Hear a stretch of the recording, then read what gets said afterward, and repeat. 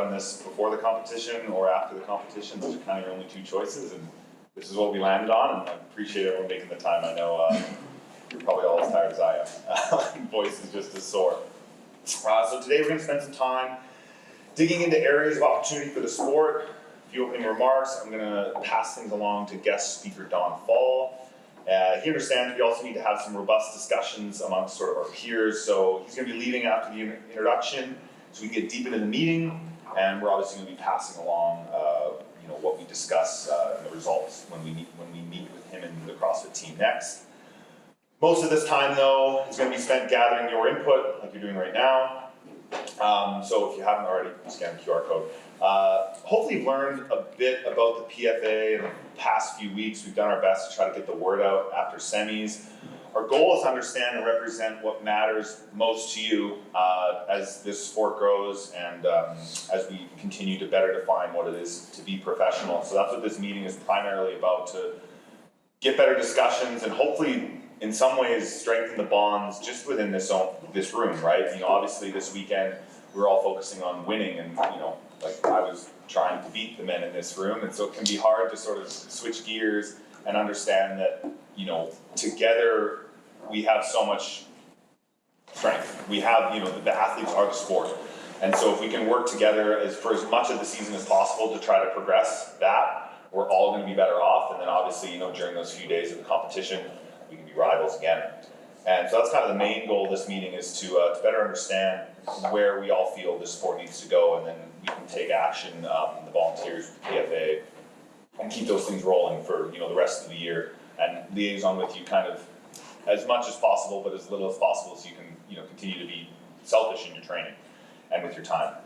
I want to introduce and acknowledge a few of the key contributors. I know sometimes some people think, thanks, Brent. I'm like, yeah, doing what I can, but there's a lot of people that have done just as much or more. So Grace Paulus here. She's leading our community presence as the Director of Communications and Outreach. She's been immensely helpful.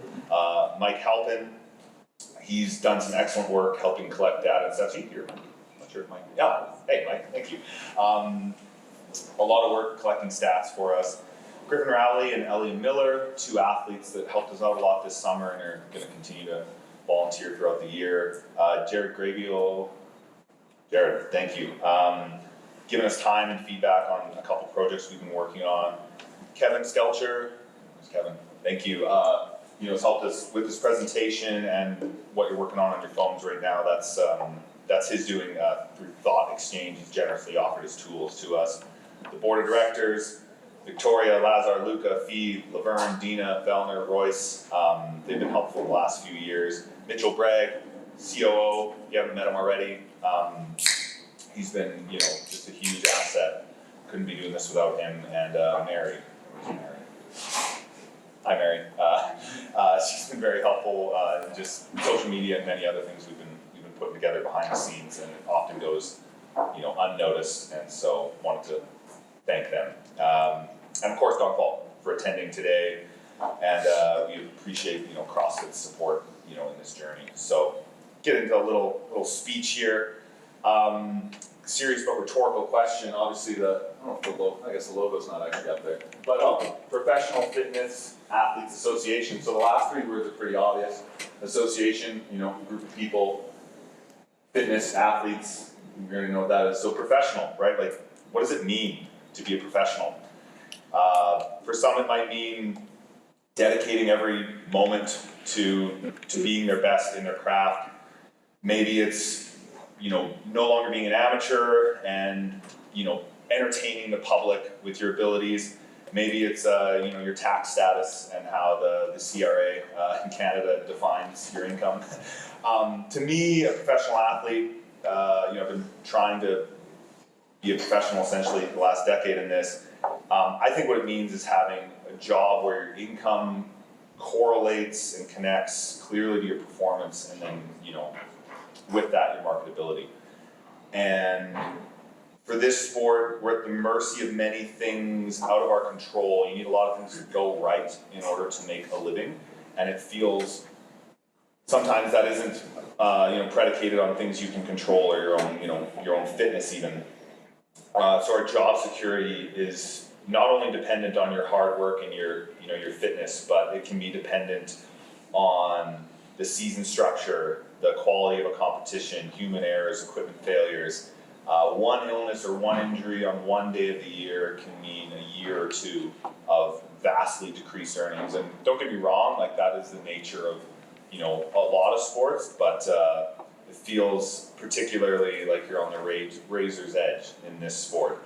And with that, as your ability to compete can often be a very narrow margin, the contracts with brands are also quite short and unforgiving at times.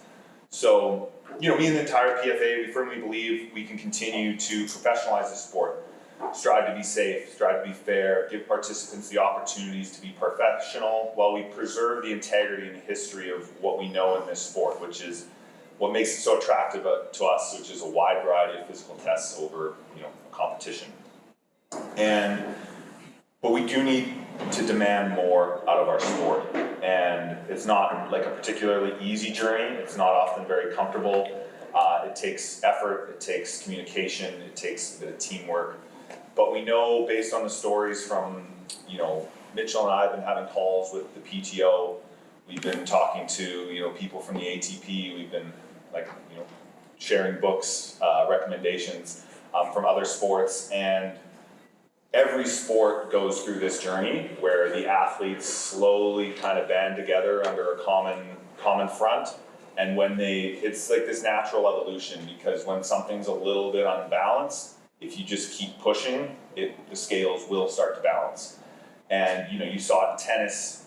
There was a boycott of Wimbledon back in the 70s when some athletes were unfairly they weren't allowed to compete at Wimbledon for some unfair reasons. So the athletes boycotted, and they demanded some changes, and it worked. And within 2 years, athlete earnings were, I think it was nearly doubled. TV rights also went up, and the number of people that called themselves tennis players recreationally in the States also doubled. So all these things snowball when athletes get what they need to be better. The product on television improves, the live view improves when you're watching in person, and therefore everything grows for everyone involved. And so when athletes know what the sport needs better than anyone, and when the athletes are listened to and things improve for them, everything improves, for everyone. There's more recent examples, whether it's pickleball with defined rules, an organized circuit, growing prize money and TV rights. There's the PTO with the triathletes. There's the PGA in the 60s and 70s where they had to fight tooth and nail just to get their rights to use their own image on golf clubs, and what that sparked and what that changed for them. So some of these asks that we have, they're basic and fundamental. It's safety, it's fairness, it's consistent judging, it's low-hanging fruit, but in some ways it can be a little frustrating. We're still dealing with this far into our existence. It feels like some of the problems I remember from 2012 are still the same problems, dealt with at semis this year. And for those of you that attended briefings at semis or Wadapalooza in the games, you'll know we have some progress to make to bridge the gap between what athletes and coaches know is required for consistency and what the competitions currently provide to us.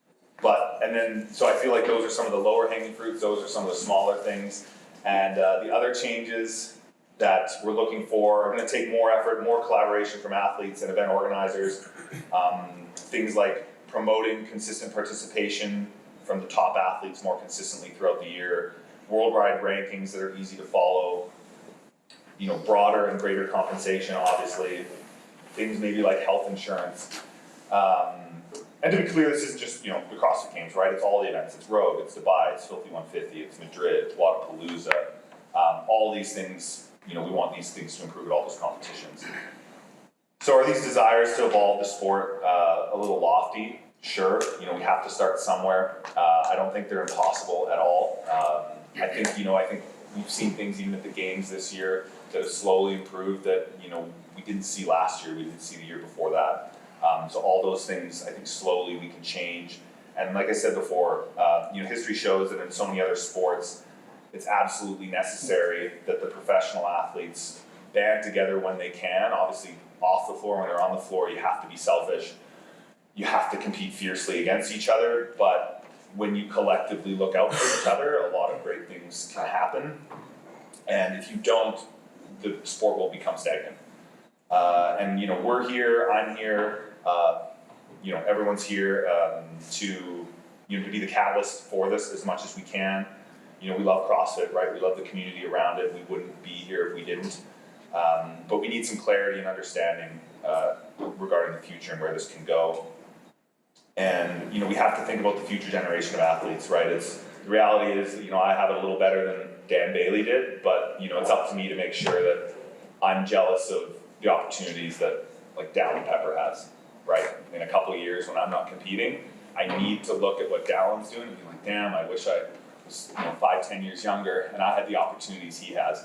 And so it's like super important that, you know, people that are in the whatever portion of your career you're in or whatever portion of career your athletes are in, that you're thinking, you know, 5-10 years ahead, and how can we kind of just slowly nudge towards that so that maybe in 2 years, like Lazar and myself will still have things a little better, but the reality is, you know, a lot of these things that I want to see is probably going to be past my due date.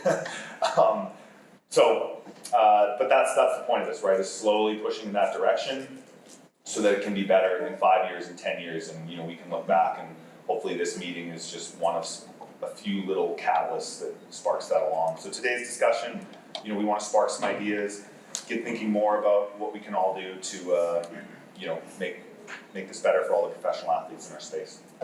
That's it. Thanks.